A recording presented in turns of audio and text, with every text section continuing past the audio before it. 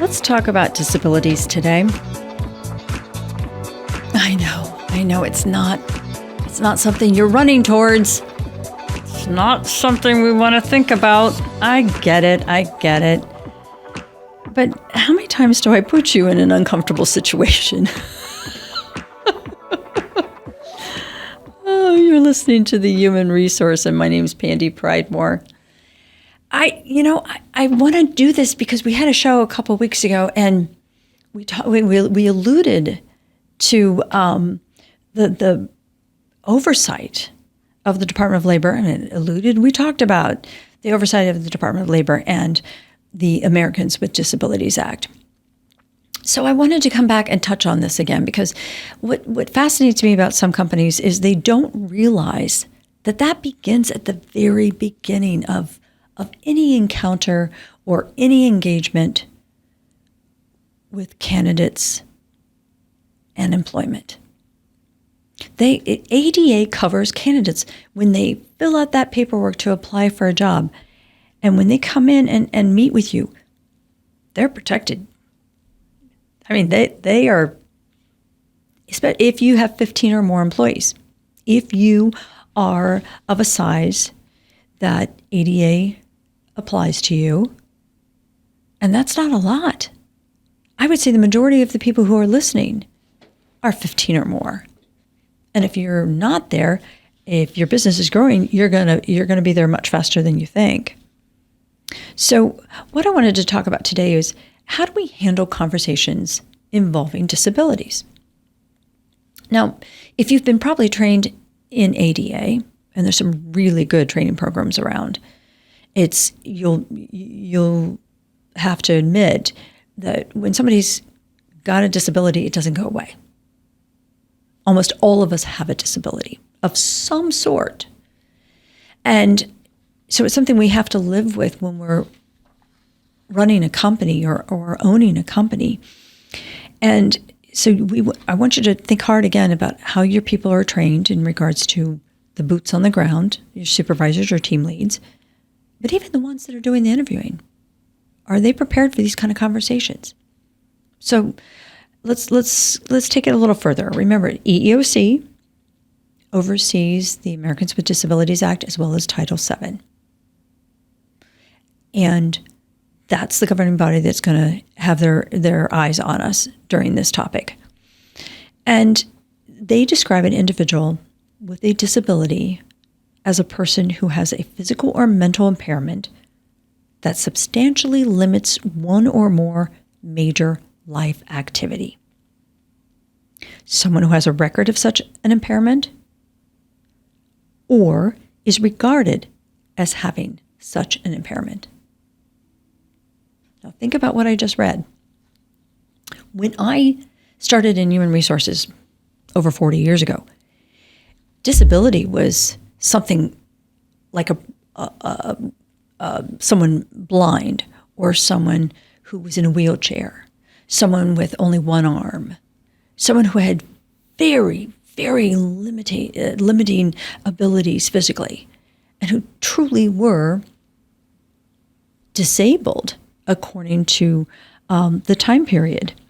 But now things have evolved to such a way that individuals with allergies, individuals who have migraines, individuals who have IBS could be and can be considered disabled.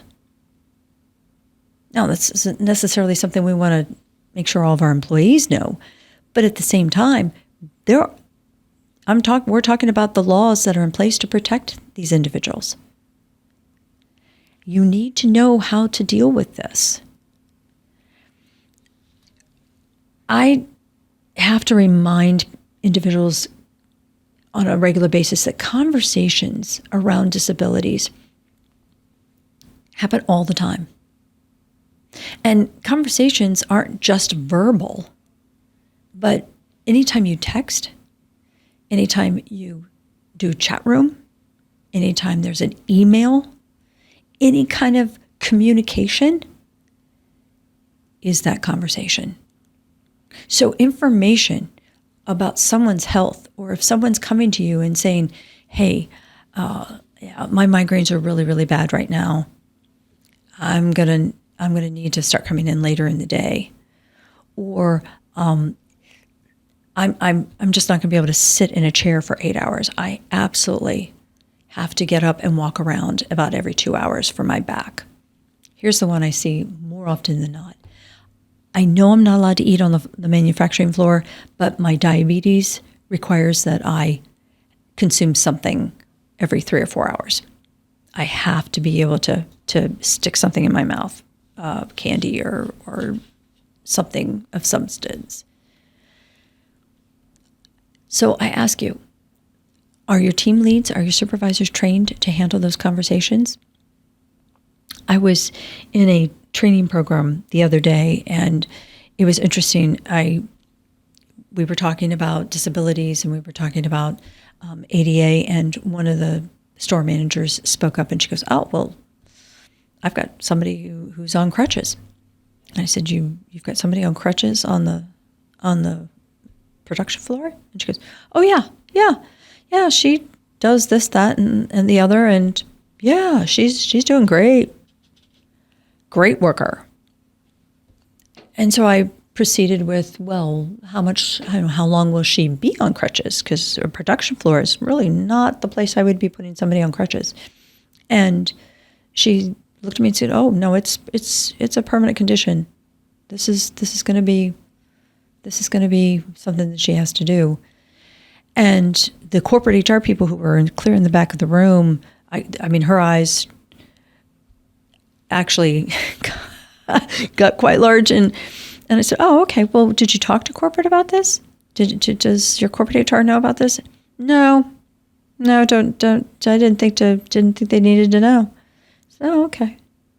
Well, if there's a conversation going on about health conditions or a disability, this is something that, I don't want to say the powers to be, but if you have a corporate HR, if you have an HR person, if you've got a safety officer, they need to know this kind of stuff. And conversations about health and disabilities should always be confidential. I get that, and I want to remind you of that. But at the same time, we need to make sure that we're providing a safe and secure workplace for them, for these workers. So conversations about disabilities or health conditions need to be communicated so that the team lead is partnered with someone who knows how to handle these conversations. The Americans with Disabilities Act requires certain paperwork. And this is, again, for their protection and for the protection of the company to determine whether you can actually accommodate someone with a disability. And more often than not, it's accommodating them in the position that they're currently in. This situation, it was a production floor. Crutches are not the safest thing to have on a production floor. So to accommodate this individual, they were going to have to move her into a different area. The team lead was not the person to make that decision. She can make a recommendation, but she doesn't know all the other workings of that particular company to understand where there might be another opening or where there might be a role that this individual can play and still be an active and productive part of their company. Partnership is extremely important. And that's the part that I really, really want to stress in this.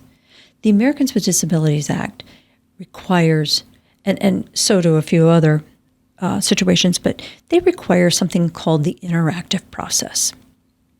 When someone brings a disability or a health condition to a company representative, we always, as company representatives, want to start that interactive process. We want to engage with the employee, not in a judgmental way, not in a defensive way, but in an open way to say, how can we help? And those are the 3 words I want you to, how can we, 4 words, I'm sorry, it's been a long day. 4 words, I want you to write those down because that's going to be vital for the success of your company working with these individuals, is how can we help? You're asking to come in later because of your migraines. You're asking to consume items and consume food on the manufacturing floor when our regulations say you can't do that. Let's come up with a plan on how we can work around that. During the interactive process, you need to have that partnership because there are certain things that we cannot ask, we cannot say, and your team leads are not going to know this. So let's go over those. We can't ask an applicant or an employee whether they are disabled or about the nature or severity of a disability. If somebody walks in and they're limping, we can't openly ask them, "Oh gosh, where did you acquire that?" Or do you need to work with a cane, or you can't talk about that. Require the applicant or the employee to take a medical examination before making a job offer. So if you're going to promote somebody into another position, or if you're even just going to make a job offer, unless the role requires it, like a DOT medical certification, or a job that requires very, very physical type work where the individual could jeopardize their own safety. If it's a cashier at a grocer, if it's a cook at a fast food restaurant, a medical examination can't be justified. There's no foundation for the need for it. So we have to be really careful when and how we do that. And then ask for medical history. That's not necessary unless it is required, again, for the job. Current health conditions of family members is off limits. Remember, the GINA Act is something that, again, is a protected law, meaning that their genetic history or information of any candidate or employee is protected.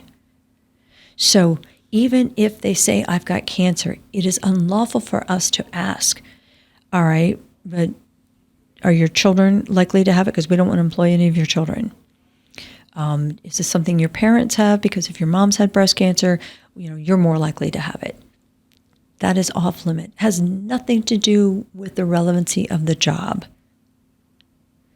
But in the applicant process, we can ask questions about the ability to perform the job-related duties or functions. So again, if you need somebody to climb a ladder, you can ask them to demonstrate that. If you need somebody to lift 50 pounds, we can ask for them to demonstrate that. We can ask an applicant to describe or demonstrate how, with or without reasonable accommodations, they would perform the job duties or the functions. And if an employee comes to you and says, this is my medical concern, I believe that I'm going to have to request an accommodation, you can ask them the same thing. You can go that far at that point. You can request a medical examination if you suspect that they are unable to perform the job safely. Again, if it's a DOT job, a Department of Transportation job, that's going to be mandatory. But if it's a job where endurance or the physical use of their body is going to be imperative, you might want to consider it. But then also remember, we have to do it across the board. And again, only if you partner will you be able to make sure that all of these types of practices and policies are being followed through. How can you help? It's a simple question. And if you're going to talk about disabilities, if you're going to talk about someone's health and how it's applied into your job and the role that they're doing for you, it's imperative. My name is Pandy Pridemore. You've been listening to The Human Resource. And I want to say hello to everybody out there in Massachusetts that's been calling. And thank you for watching. Take care.